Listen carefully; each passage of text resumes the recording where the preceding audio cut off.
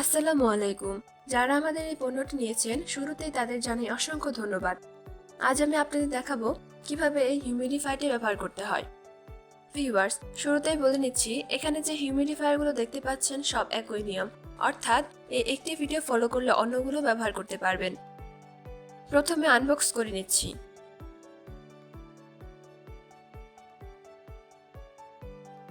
একটি বিষয়, এই অংশটি কখনোই ছিদ্র করা যাবে না। প্রোডাক্ট সমস্যা থাকলে রিটার্ন করবেন, তবুও কখনোই এটা ছিদ্র করবেন না। ভিউয়ার্স, এখন হিউমিডিফায়ারটি আলতো করে বোতলের মুখ খোলার মতো ঘুরে খুলে ফেলুন। এবার ভেতরে থাকা কটন সোয়াবটি 30 সেকেন্ড পানিতে ভিজিয়ে রাখুন।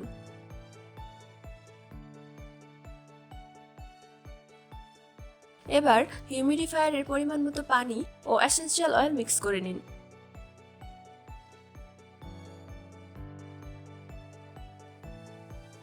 কটন সোয়াবটির নিচের দিকে স্প্রিং লাগিয়ে এটা ফিট করে নিন। লক্ষ্য রাখবেন যে স্প্রিং সর্বদাই থাকবে নিচের দিকে। এটা আসলে যে কোনো পারফিউমের ব্যাপারে সত্য যে আপনার প্রয়োজন অনুযায়ী কম বেশি পারফিউম মেশাতে হবে। যত বেশি পরিমাণে পারফিউম দিবেন তত বেশি ছড়াবে, এটাই স্বাভাবিক। তবে হ্যাঁ, আপনারা লোকাল তৈলাক্ত অর্থাৎ পানিতে মিশিয়ে এমন পারফিউমগুলো কখনোই দিবেন না, এতে কটন সোয়াব জ্যাম হয়ে স্প্রে কমে যায়। ওকে, আবার ফিরে আসি। পানি দেওয়া শেষে এবার সুইচের চাপ দিয়ে নিন। সুইচে জাস্ট একবার আলতো করে প্রেস করলে একটানে স্প্রে হবে, আবার প্রেস করলে থেমে থেমে স্প্রে হবে। প্রথমবার স্প্রে করলে একটু কম হলে উপর নিচ কয়েকবার ঝাঁকি দিয়ে নিন। আর এগুলো শুধু প্রথমবারই করতে হবে, পরবর্তীতে এসবের প্রয়োজন নেই।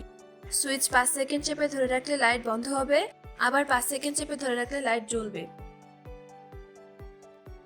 এই দুইটা হিউমিডিফায়ারে ডাবল লাইটিং মোড, অর্থাৎ দুই ধরনের লাইট জ্বলে।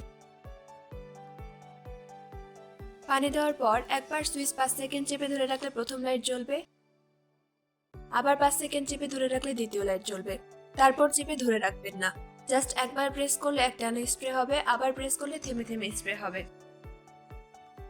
আপনাদের সুবিধার জন্য এই দুটো হিউমিডিফায়ারও দেখিয়ে দিচ্ছি।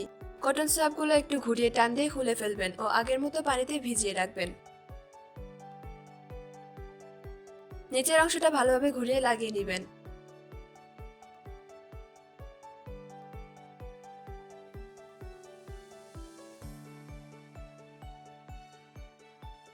শুরুর দিকে স্প্রে হতে একটু সময় লাগলেও ভয় পাবেন না। এভাবে ঝাঁকিয়ে নেবেন ও একটু সময় দিবেন, তাহলেই ভালোভাবে স্প্রে শুরু হবে। আর চালু করার কিছুক্ষণ পর লাইট বন্ধ হয়ে গেলে আবার সুইচ 5 সেকেন্ড চেপে ধরে রাখুন, তাহলে লাইট জ্বলেই থাকবে। আজ এখানেই শেষ করছি। সকলে অনেক অনেক ভালো থাকবেন। অসংখ্য ধন্যবাদ।